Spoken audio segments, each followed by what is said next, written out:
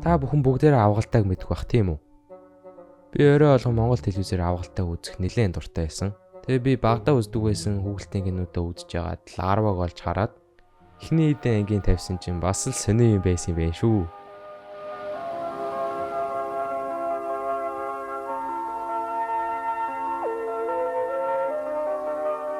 Энэ бол Шараа. Харин энэ бол Улаана.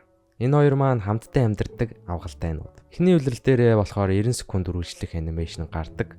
Тэгээ энэ хоёр яг юу ийдэг юм бэ гэвэл нус баас шишээсээрээ тоглоом шоглоом хийн. Тэгээ дандаа хоолны төлөө зодтолтно. Бас хаяа охин хараад зодтолтно.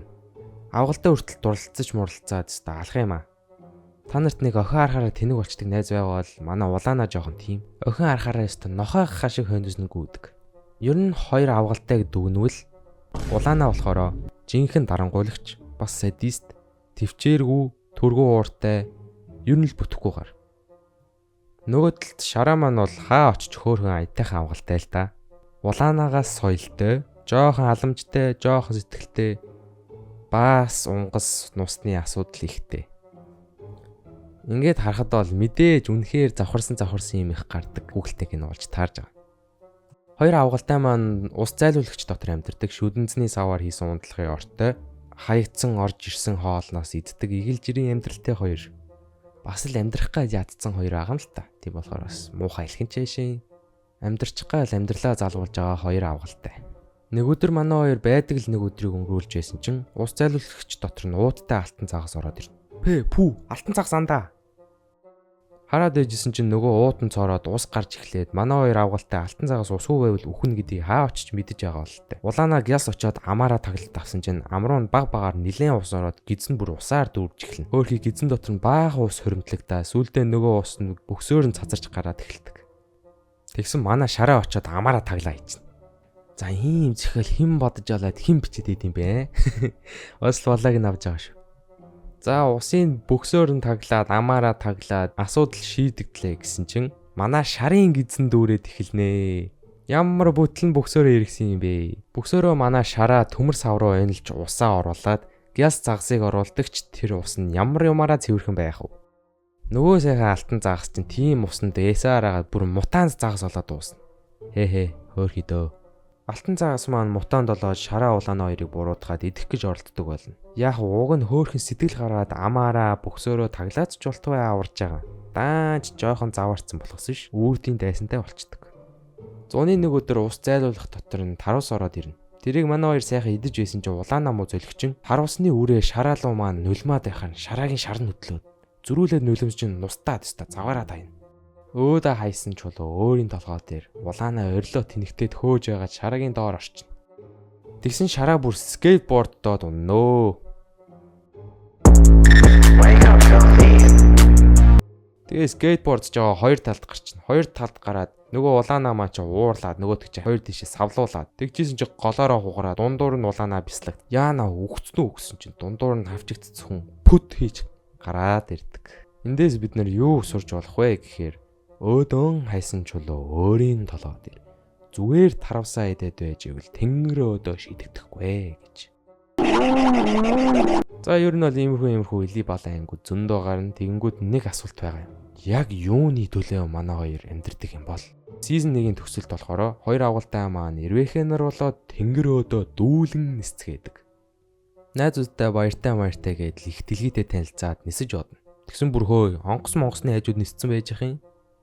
Жохо арай л хэтрүүлсэн юм болоод байна шүү. Онгоцны хажуугаар нисэж байгаа далавчаа алдаад доошоо уунаад хідэн тагтаа нартай таарснаар ихний үлрэл нь дуусчдаг. Яг үүндээ баас шээс хоолноос өөр юм гарахгүй байна гэсэн чинь анги болгон дээр нь зохиолн цаашаа өргөжлээд алж идэх шүү. Сизон 2 дээр болохоор нөгөө тагтаа нь аваад явж байгаагаар эхэлнэ. Шараа айгаад унгасаар айгаад тагтааг жолоодод нэгэн ягаан байшин дотор орчино. Энэхүү ягаан байшин дотор ус зайлуулагч дотор байсан шиг л амьдарч эхэлдэг. Унгаад баагаад л хоолны төлөө зодолтоод охин дурлаад л яаж гэдгийг мэдэхгүй ч найзууд нь бас ирсэн байна. Сизон 2-ын төгсгөлийн анги дээр болохоор гинэт байшин нураагдаа Шараа Улаана хоёр бөмбөгөнд нь наалдаад ийш тийш шидэхдээ хотын нэг булан дунаад сизон 2 маань дуусаад сизон 3 нь эхэлнэ. Авгалтай нар хотын амьдралд. За одоо бараг тааж байгаа илүү дээ те. Бас л баага, дунгаа, тоолоо буула ацалтаа, дурлалцаад. Зарим анги дээр нь бүр Power Ranger болоод алж өгнө. Ингээд дуусах нь уу гэсэн үл мэддэх шалтгаанаар унтаж яхтаа нисэж бөө юм босноор далайн эрэг дээр хүрээд ирдэг. За цаашаа бол Netflix худалдаж авсан юм шиг байгаа. Larvine Island гээд арал дээрх авгалтайнууд болчдөг. Цаашаага зөндөө олон сизон кино мэнүү гарсан юм шиг байгаа. Гэтэ би тэр болгоныг үзэхгүй, би чинь бас насанд хүрсэн өөр ингэсэн амьдралтай хүн байна да тий. Арай тийм юмнууд үзээгүй. За тэгээд өнөөдрийн бичлэг энэ хүртэл ийгээд дуусгая. Авгалтайнууд бас л алдаг. Олон ингэтэй, олон сизонтэй, амар том зохиолтой, амар төлөвлөгдсөн хүүхэлдэйн кино юм байна. Та бүхэн маань үздэг байсан байх. Би ч үздэг байсан. Бас л мангарч тэгээд зугаатай л идвэжээ.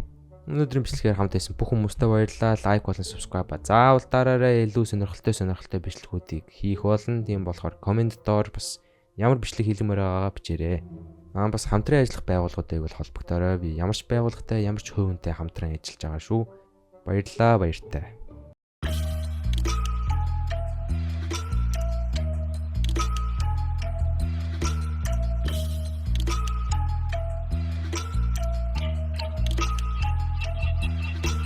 Bitch, I take what I want. Get your face out of my face. Brush your teeth, your stink, Bitch, don't kill my vibe, yeah. Bitch, I'm at the studio. I might need an espresso. Don't you get me stressed, okay. Threesome like an Oreo. What? Let it in, then let it go. Bitches here and bitches there. Everywhere that you can share. Fucking sucking dick. Motherfucker, I ain't vibing here. За бичлэгээ дуусгаж үздэг хүмүүс маань энийг сонсох байх. За тэгээ хамгийн төгсгөлт нь ярьж байгаа гол шалтгаан нь болохоор бичлэгээ дуусгаж үзсэн үнэнч фэнүүдтэй хандаж хэдүү хэлий. Би болохоор өдөр болгон бичлэг оруулах гэж ер нь бол хичээж байгаа. Дааш тэгээ яалч бичлэг оруулахад хэцүү маа. Янзлаа зохиол бичээл. Ер нь хийх ажиллагаа маш байгаа болохоор яалцчгүй өдөр болго хийж чадахгүй маань. Тийм болохоор ядаж 2 хоногт нэг бичлэг тавьж ий гэсэн нэг тийм бодолтой байгаа. Тэгээд лайк болон subscribe заавал дараарай. Найзуудтай намайг хуваалцаарай. Хэдүүлээ энэ жилийг дуусгаас өмнө 50,000 subscriber хүрэх гэж гүрийнэ. Нэрэ шүү. За тэгээд дараагийн сонирхолтой бичлэгүүдээр уулзцгаая. Хамт байсан бүх хүмүүст маш их баярлалаа. Зинон байла. Дараагийн бичлэгээр уулзцгаая.